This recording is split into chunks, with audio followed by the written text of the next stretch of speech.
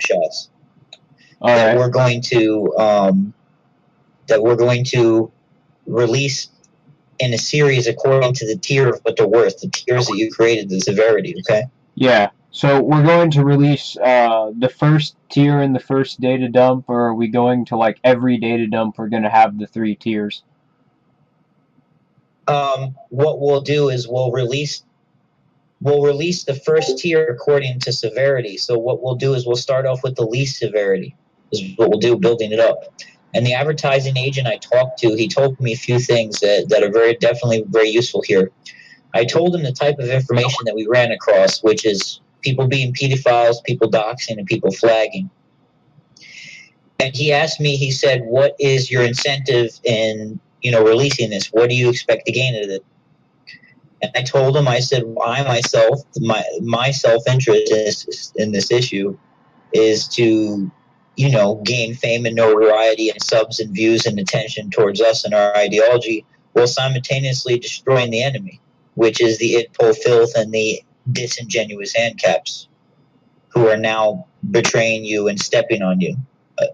Do we have the same interest here, or do you have more of a moral and ethical interest underlining this thing you're doing here? No, I'd say that we have the same interest, but if it were any other group, I'd still expose them. So I'd say it's a little bit of both, really. Okay, so in order to maximize our self-interest here, this is what we need to understand that the advertiser gave to me. He said there's 2 different types of proof that I have. One is absolute hard evidence, and the other one is accusations. Now, he said that absolute hard evidence is indestructible. The hard evidence that we have in some of these people, absolutely, without a shadow of a doubt, being or having done some of these things is great. But he also said, don't be shy to act on circumstantial evidence or accusational evidence, because accusational and circumstantial evidence can definitely tarnish these people's reputation. And it's the accusational evidence and the circumstantial evidence that is going to allow this basically PR campaign of drama that we've created to continue. Because what damages people's reputation is proof, hard evidence. But what creates long-standing, outstanding drama to drag on the issue and give us more attention and get people to talk about us, which, gee, everyone is either talking about me or you right now, dude. It's fucking nuts. There's people making videos I never heard of us now. So it's the accusational and circumstantial evidence that is going to give us this long-term attention. So we have 3 categories here: pedo, doxing, and flagging. Now, under each of those categories, I have a little bubble graph here that the advertising agent gave me. The words proof and accusation is under each one. And so for each category, we're going to want to include hard evidence and then include circumstantial and accusational evidence surrounding that. So, for example, this is kind of how we would want to go about each issue, okay? Now, what are the names of the people that we found hard evidence that they're indeed pedophiles who engage in rhetoric with minors, homicidal and penal rhetoric? What were those people? That was Finball, right? And was Demsock 101? Were those people? Yeah, it was Finball, it was Jason Unruh, and it was Endymion, and Demsock 01 defended them. Okay. So now at those people that you just mentioned, who we believe are pedophiles, how many out of those people do we have absolute proof showing them engaging in those activities, and which one? I haven't seen all the evidence you have. I don't fucking know. There could be more. Wait, what'd you say? I don't know. Outside of those people, I don't know. You're the one who's holding. That's the problem with this whole thing that I've been noticing from the beginning, is you're holding all the evidence, so I don't really know what we have. Well, I'm telling you what we have at this current point in time. But hold on, back up for a second. This is what I'm trying to ask you. We have screenshots of them engaging in a conversation talking about the rape and homicide of a minor, correct? And who are those people engaging in that conversation, the one that you showed me? Finnish Bolshevik, Jason Unruh, and Endymion. Oh, wait a minute. That Discord conversation literally is Jason Unruh in a Discord chat? Yeah, read the Reddit comments. It's some people from his Discord server were saying that was Jason Unruh using a sock account, and Jason Unruh confirmed that. Oh, he did confirm that. Okay, good. So would you consider that absolute hard evidence that those people are definitely pedophiles? Yes or no? Yes.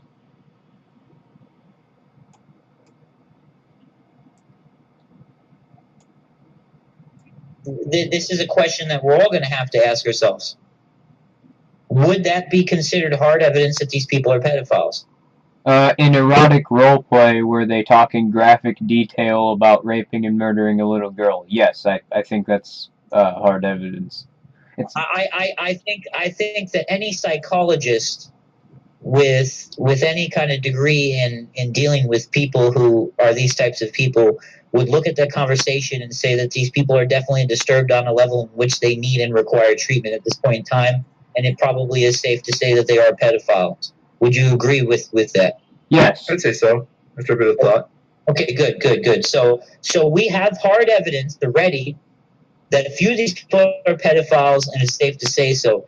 Now we're going to move on to the circumstantial evidence, the things that I have not been able to prove without a shadow of the doubt yet, but nonetheless, the accusations are still good for advertising and the PR campaign of what we want, which is to destroy our opponents and create a controversy surrounding them.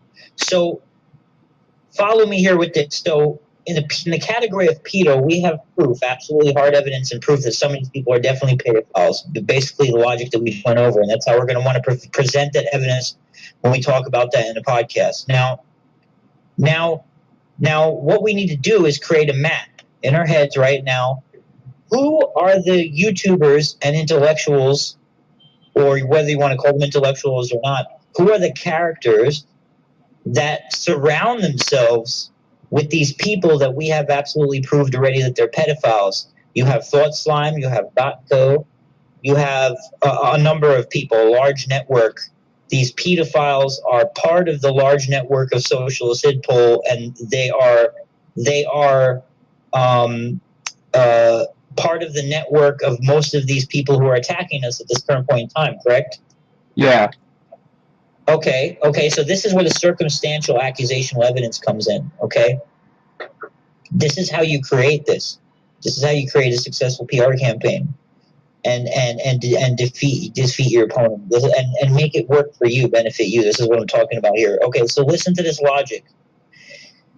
We have these groups of individuals who we've proven beyond a reasonable doubt are pedophiles because we've caught them engaging in simulated conversation in which they pretend they're murdering and raping children, and these people have been shown to be the following. And these people who we are showing here that are engaging in these conversations are directly connected and collaborate with the YouTubers who have been attacking us for weeks upon weeks. And I would say that it wouldn't be going too far to say that they could be pedophiles also, because they are taking a large amount of time defending people that they know are pedophiles. Now, at this current point in time, I can't absolutely prove beyond a reasonable shadow of a doubt, like the other people that we have proven, like that Thought Slime or Batco is a pedophile and this and that. We don't have the hard evidence to show that, but the mere fact that they're collaborating and defending other pedophiles that they know are pedophiles would be enough for me and most people to suspect them of being pedophiles. So you think about that, viewer audience. Do you get where I'm going at here? Yeah. Okay, and this is how we're going to have to carry out our arguments. And this is exactly what Dapperton is doing.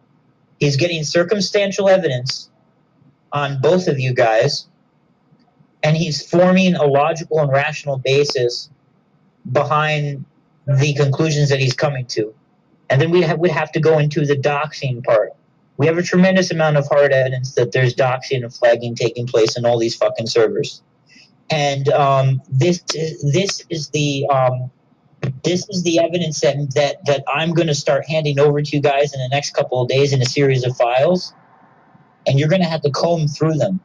It's going to be your guys' job to comb through them and take the best, and what you're going to do with all these disinformation that I'm going to give you in the Sarabamba ESO is you're going to this is going to be an ongoing project. We're going to keep adding to this as we go along to try to drag this out. We're going to try to drag out this drama until it dies or until it causes our opponents so much damage that they just can't operate anymore. But it's going to make us popular, okay? So what I'm going to have you do for this shit, man. We haven't even released the information yet, and I've gotten like $20 on Patreon since the beginning of this week. Yeah.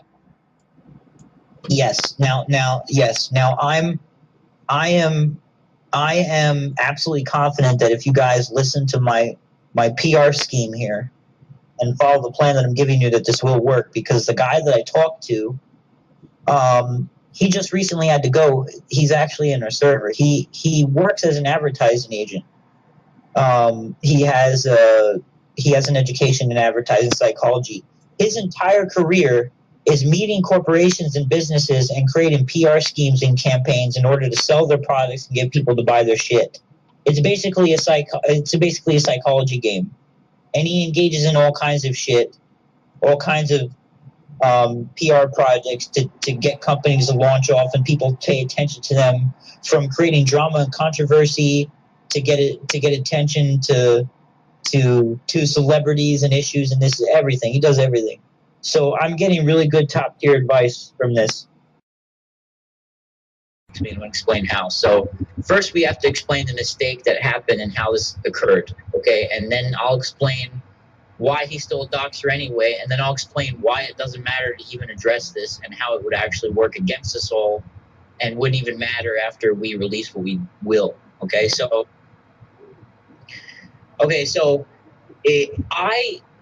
well, like I said, I was under the impression that this is that this address was only used for the copyright claim against Dapperton, but I also use it for something else.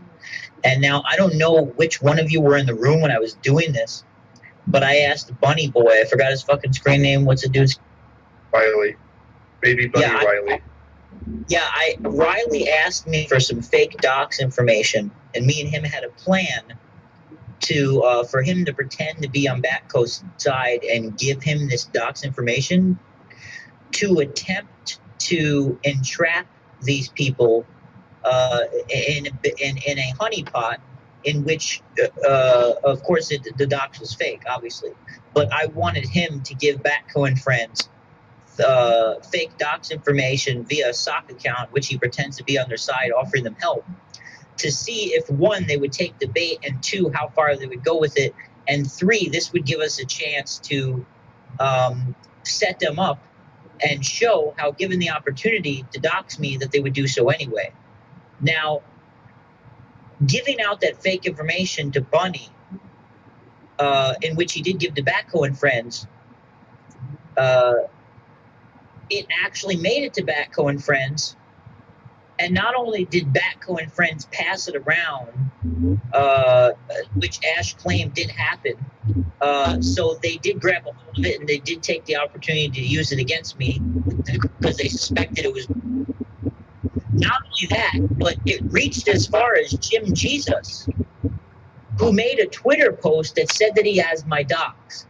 Now, we all know that Jim Jesus has been creating slanderous videos, purposely misrepresenting the content of all our podcasts and everything we released so far in an effort to deplatform us, and he is working directly with Dapperton.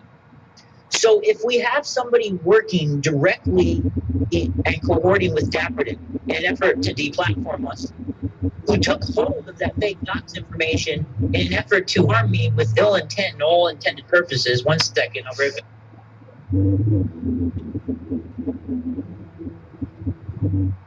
There is literally no difference between Dapperton doxing me himself or him having knowledge of my docs being released and cohorting with the person who planned on releasing my docs and is claiming they have it all over Twitter in an effort to deplatform me. So even though Dapperton did not directly dox me, he still is indirectly participating in the doxing of myself by knowingly empowering somebody and hiring somebody to deplatform me who he's directly working with, who he also knows is running around spreading my docs. And he's cohorting with all these individuals as well, which makes him just as guilty. Because the evidence that we are releasing is a material item void of any physical attachment to the people who are releasing it. Yeah, but there's something that you're not taking into consideration. If you do account for your mistakes and you do come forward and say that you made a mistake, then people will be more inclined to trust you because they know that you're honest. Yes. Here's the thing about that. I don't agree with that, but this is how we're gonna. I'll let you speak in a second, Red. I don't agree with that, but I cannot do that until after we release the SAR Bomba. So this is how we're gonna play this game. This is the safest way to play this. We're going to see how much. We're going to see. Okay, people don't know I made this mistake yet. So there's an old expression: what mommy don't know, don't hurt her. Okay? So the thing is that if they don't know this, they can't accuse me of being dishonest because they never knew. But if one of you go around saying it, then I'm going to have to address it. And if I have to address it, I would rather not address it until the podcast that takes place after the release of the SAR Bomba, because after the release of the SAR Bomba, nobody will give a fuck about whether we're honest, integrous, or not, because they'll be looking at the evidence and they'll know it's real, and they won't give a fuck about anything else. Okay? Yeah. So okay. That sounds good. What? Yeah, that sounds good. We're close enough to the SAR Bomba that we don't have to engage in any more of the drama right now. Yes, and not only that, we have enough evidence for the SAR Bomba that. You see, the reason why this mistake was made is because I was engaging in a tricky honeypot scheme to prove that they are doxxers. And my honeypot trickery was not a fucking mistake because I did prove they were doxxers. They sucked up the fucking evidence, they thought it was real, and they spread it around, and Dapper didn't even work with them. So my trickery led to exposing the actuality of who these people are to you and everybody around me. Okay? Nobody knows that but you right now, you three, but that doesn't matter. Because the reason why I did that is to prove to you that these people are fucking scum, and I did, and that's why I did it, okay? But if we get into these issues, this whole apologetic fashion, it's like when the president apologizes for making a mistake. Oh, just apologize for what you did, everything will be okay. No, nothing's ever okay.